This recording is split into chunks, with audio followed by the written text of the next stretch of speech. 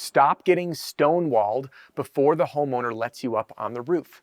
If you're really good at starting conversations at the door, but you're struggling to take that conversation and get past the rebuttals where homeowners don't want you on the roof, then this video is for you, because I'm about to teach you a wildly powerful and stupid simple way to be confident at the doors and overcome those rebuttals so you can get on more roofs, which means getting more sales. What you are about to watch is a private coaching session. I call it the Roofing Sales Rescue, that I do exclusively for members of the Roofing and Solar Reform Alliance. And in this video, I did a coaching session with Bear, who's knocking doors in Houston, and he was struggling with this. We even jumped into some one-on-one role play. He put me on the spot, challenged me with objections, and you can see for yourself firsthand how I navigated the conversation. And at the end, I'm even going to break down the psychology of why I said what I said to give you a path forward to getting more inspections. Now let's get started.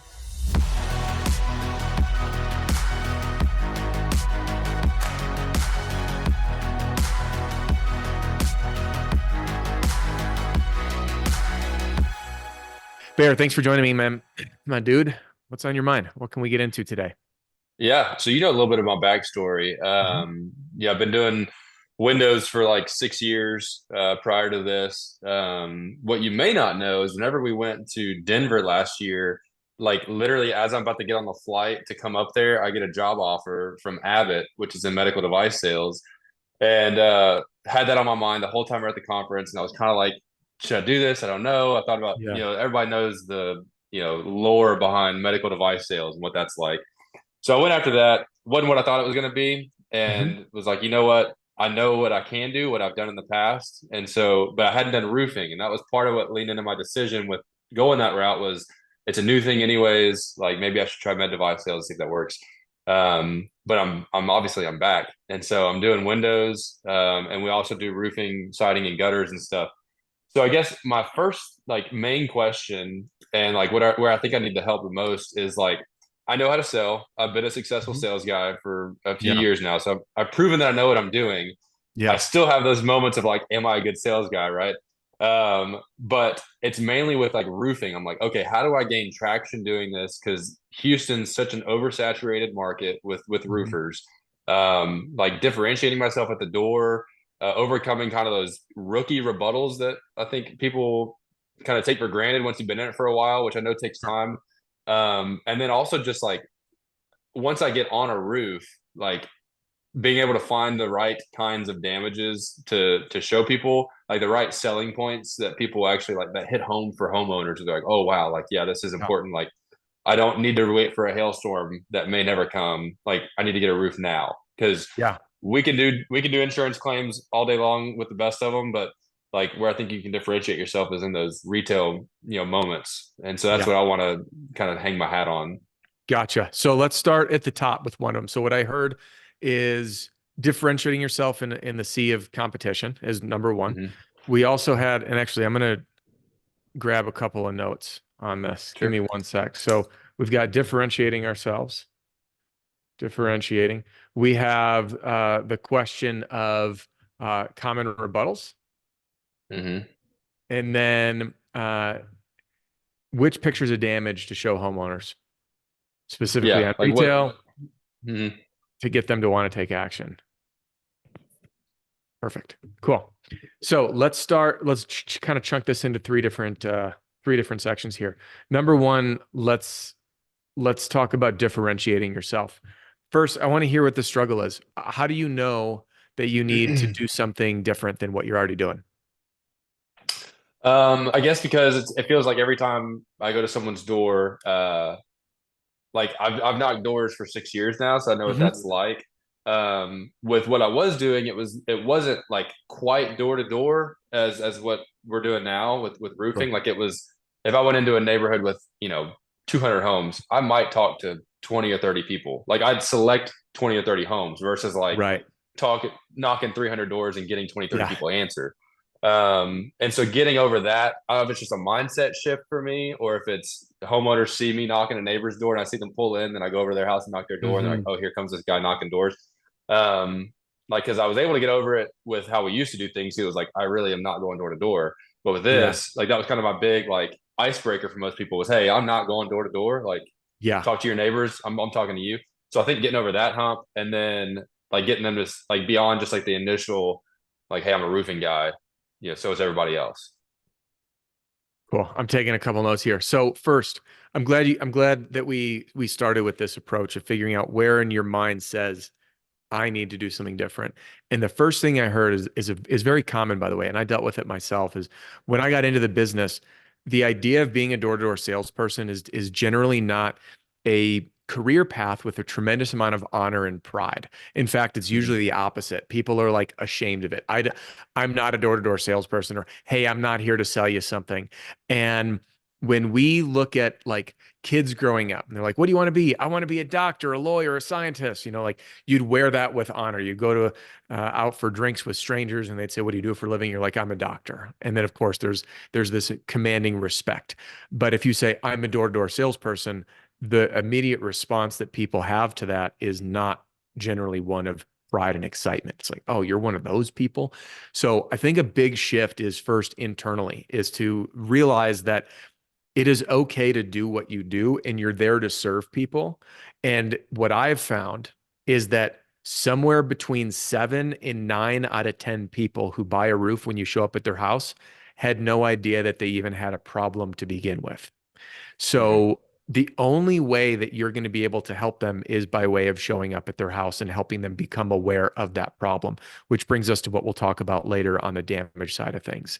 So, number one, and this came up today, actually, I'm going to pull it up. This came up in the RSRA discussion board. And there's a gentleman in there. Let me see if I can grab it because there's some good discussion points to hit.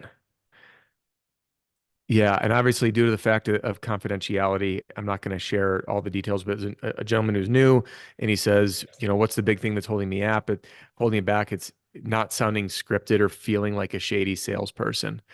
Mm-hmm. And one thing that was interesting to me, I read this part of Adam Grant's book called Hidden Potential, and he says, and I know it's not shyness isn't the same thing, but there's some overlap here. Shyness, the definition is a fear of negative evaluation in social settings, a fear of negative evaluation. So I think a big thing that holds us back in door-to-door sales is a fear of being evaluated negatively as a human being when we show up at someone's house. And later on, he goes, for us to conquer our fears, there's two ways that psychologists do this with patients. Let's say they have fear of spiders. One is through moderate exposure. So someone who's afraid of spiders, first thing they'll do is draw a spider. Next thing they'll like be in a room with a spider. And then the other is called flooding. So flooding would be, putting someone in a room filled with spiders. Like, is that going to help? Probably Mm-hmm. not. In certain cases, it can. Maybe not a fear of spiders. I don't know. And adding to that is the way that we conquer our fears or our own internal kind of dialogue that's self-destructive is by way of repetition, facing it over and over again. And I heard a story of a gentleman who spoke something like 26 languages. And he said his secret to being successful was purposefully, he says, if I need to make 200 mistakes a day. He goes, why? Because learning a new language is learning a new skill and it's applied. You can't study language and be good at it. You have to learn by doing. And to learn by doing required making mistakes. He knew that if he made 200 mistakes a day, he was actually practicing, which again dives into the whole concept of confidence. Like what creates a level of confidence is competence. And the only way to develop competence is by doing. So it's like the chicken or Mm-hmm. the egg, right? How do I get confident? I become competent. How do I become competent? By doing the doing.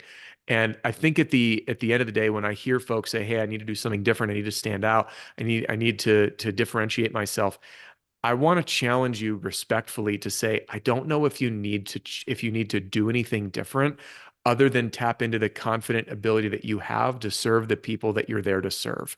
And when you approach the door knowing that ultimately there's a there's the steps we're taking in sales is step number one, I need to show up and start a conversation and not get kicked off the doorstep.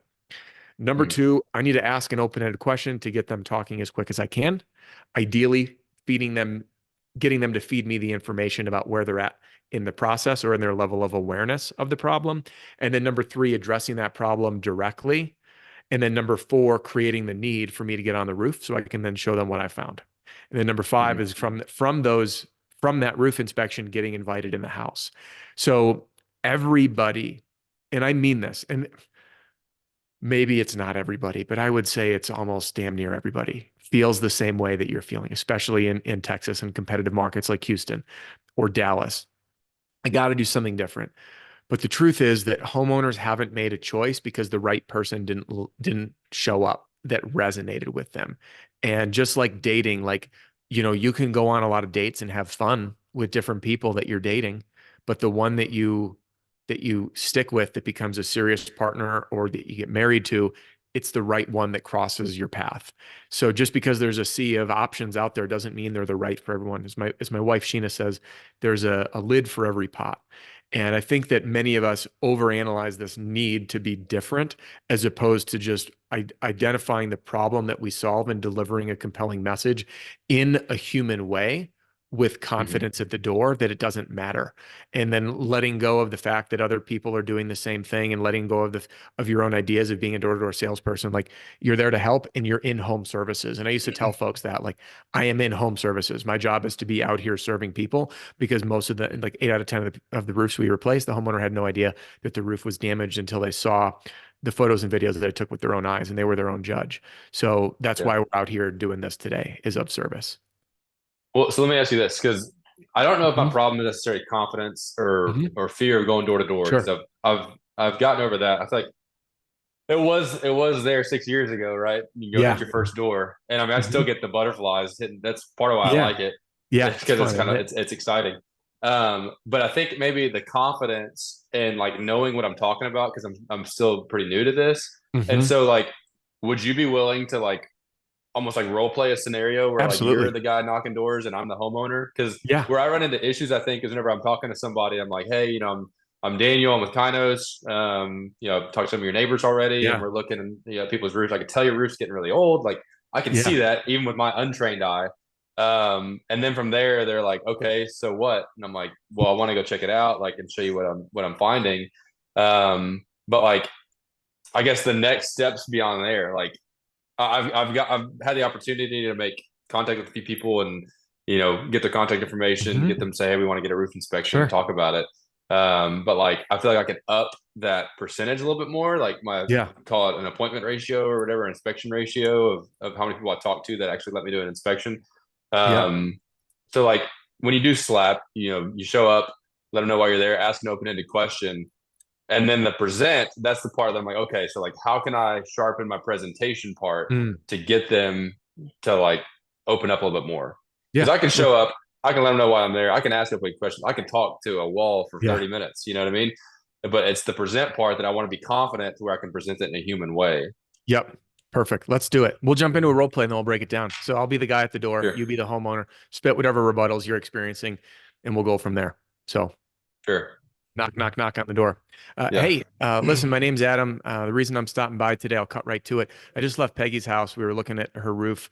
And as I was driving by, I couldn't help but notice that your roof is about the same age as hers. So I just wanted to ask, when was the last time you guys had your roof inspected or routine maintenance conducted? I don't know, quite a while, I guess. Yeah, that's really common. In fact, Peggy, she said quite a while, and then she says, I have no idea. And then she told me, didn't even know that roofs needed routine maintenance. So that's why we're in the neighborhood today. Again, my name's Adam with Kynos. And listen, the reason I'm here is about 8 out of 10 of the roofs we end up replacing for folks had no idea the condition of the roof, and I have no idea the condition of yours. There's really no way for me to find out until we're up there. So what I'm offering is a 100% complimentary inspection with both photos and videos, taking about 15 minutes. Then I'll hop up there again, take those pictures for you, and then I'll show them to you to let you decide for yourself whether or not anything needs to happen. And my mission is to communicate your options, whether you decide to either do nothing, work with me, or decide to work with someone else. So, do you have any objections if I grab my ladder and hop up real quick? I mean, I don't think we'd have any damages, man. And honestly, like, we're not looking to like buy a roof or anything. Like, we'll just wait for another hailstorm to come through and go insurance. We got a buddy of mine does some roofing too. So Yeah. Hey, I completely understand. And by the way, no one wants to buy a roof. I'm just going to tell you now, buying a roof is the least exciting thing that anyone could ever possibly do. And I can respect the fact that you want to wait for a future hailstorm, especially if insurance can cover it. And listen, I'm not implying that you even one need to buy a roof or two should be doing anything. But what I can tell you is that many of the homes in this neighborhood, due to the age of their roof, there's been things that with very simple preventative maintenance can extend the life of your roof to maybe even get it to the end of the hailstorm or maybe not. So part of this inspection, which by the way, normally is about $300, it's $297. We'll do some preventative maintenance for you. I got a tube of sealant in my truck and I'll happily reseal anything to extend the life of your roof. So that way you've got two outcomes that you'll have. Option one is you spent $0 and in the next few minutes, you'll find out, hey, my roof is fine. If anyone like me shows up, be like, hey, get off my doorstep. I already had a look at it. Or number two, we find things. And again, I'll walk you through those options, whether you decide to work with me or someone else. So do you have any objection if I grab my ladder? Take about 10, 15 minutes. No, go ahead. That was great. Cool. Yeah. Um, So yeah, I see the difference. I think it's just, I think what I'm getting away with this is like, I think I have to spend time like really thinking through like, okay, kind of putting myself in the homeowner's shoes, imagining the possibilities of like, what are they mhm. going to say? And then having like, cause with what I was doing with Windows, I had like a Rolodex of rebuttals of like, I know Yeah. they're going to say one of these seven things. And then if they do, I can present, my rebuttal in a way that feels natural. And it's just like, oh yeah, of Yeah. course. Like I would advise you to do that and then tackle the issue. And so I think that's more of, it's just a matter of me like kind of getting out there and spending the time doing that. Yeah. Like how beneficial would that be? And yes to all of that. And the other thing that makes it really easy is some things that I think salespeople overlook is they're afraid to address the obvious in the room. And when, you'll notice when you said, hey, I don't want to be buying a roof, I added to that. I said, of course you don't. No one Mm-hmm. wants to buy a roof, which is true. And the more that we can tell people what they're already thinking, it builds trust. Of course, you don't want to buy a roof. No one wants to buy a roof. I haven't sat with anyone that was excited to see me, right? It's like when you have to Mm-hmm. get new tires for your car, you're not like, oh, great, I get to go spend a bunch of money on tires. It's like, crap, I need to do this. So when you share with people what they're thinking or feeling, it disarms them and builds trust. So that's the Mm-hmm. first step is anytime that you get an objection, even if you don't know what to see, use the classic improv technique. It's called yes and. Yes is agree with Mm-hmm. them and add more of why they're thinking that way, letting them know it's normal. That's the R of reassure. And then to Yeah. overcome, especially these objections when there's resistance to people from people that will allow you up on the roof, you can really focus on the two outcomes. So what I like to do is it's called future pacing, getting them to see the two potential outcomes. Outcome one is you paid me $0. Normally, these inspections, if you were to call us out, is $297. By the way, use whatever is for your company. But if we were to go out for like a realtor or something, we're going to charge for the inspection. You're there now. I can Mm-hmm. say, hey, it's $300 normally. And by the way, that's why I fumbled in the role play, as I should have had a number in mind, and I didn't. Mm-hmm. So for those that are watching, you fumbled. Yeah, I was making up a number on the spot. So having that number that I know my company would charge, say, hey, normally these inspections are 297. It'll take me about 15, 20 minutes to get up there and get everything documented for you. But the good news is just like a doctor's visit, like you'll get a clean bill of health. And that way, if anyone shows up, any other roofers show up, like option one, you're good. You have nothing you need to do and you saw it for yourself. And option two, again, don't imply or say that they're going to have damage or could have damage. You might have some. You'll see it for yourself. Mm-hmm. And I'm going to walk you through those options, whether you decide to work with me or someone else, which again is what you ultimately will do. And again, it further disarms them. So if we look at this psychologically, it's number one, agree with them and tell them what they're thinking, which builds trust.